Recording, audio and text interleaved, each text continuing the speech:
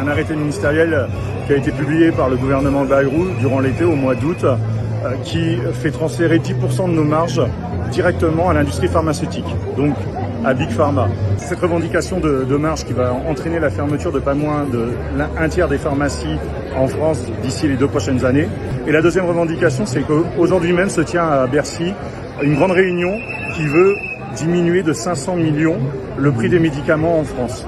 Et ça va encore créer des ruptures. On sait que déjà c'est très difficile aujourd'hui d'obtenir des médicaments en France. En plus du mouvement des pharmaciens, c'est rattaché à nous ces dernières semaines les kinés, les infirmiers qui ont des... D'accord. J'ai découvert une tromperie qui durait depuis 2 mois.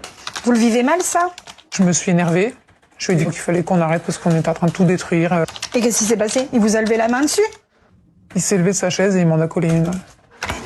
Les agents qui recueillent les plaintes ont été spécialement formés. L'entretien suit une grille rigoureuse, pensée pour ne rien laisser passer. On va aborder le sujet des violences sexuelles. Est-ce qu'il vous a déjà imposé des pratiques sexuelles, madame? Non. Est-ce que vous l'avez déjà surpris en train de surveiller vos courriers, l'historique de vos appels, la navigation Internet? Est-ce qu'il surveille vos réseaux? Non. Ok. Aujourd'hui, chaque signalement entraîne une procédure, même si la victime se rétracte. Et est-ce qu'aujourd'hui, madame, vous voulez déposer plainte contre votre mari pour les violences subies cette nuit et les violences antérieures? Oui. Oui. Dans quelle? Peu importe. Peu importe. Si les faits sont graves, le dossier est transmis à la brigade spécialisée. Elle dispose de moyens d'investigation supplémentaires que plébiscite le commissaire. C'est sûr que ça apporte qualitativement une procédure plus fine et ça donne aussi des éléments au parquet et au tribunal pour mieux juger des choses.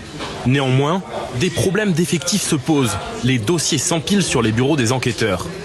Par peur d'éventuelles représailles pour leur carrière, ils ont refusé de s'exprimer à visage découvert. Mais l'un d'entre eux a accepté qu'on enregistre ses propos. Quand vous avez 400 dossiers, c'est compliqué. Le problème du féminicide, en fait, si un jour il y en a un, on sait qu'on saute.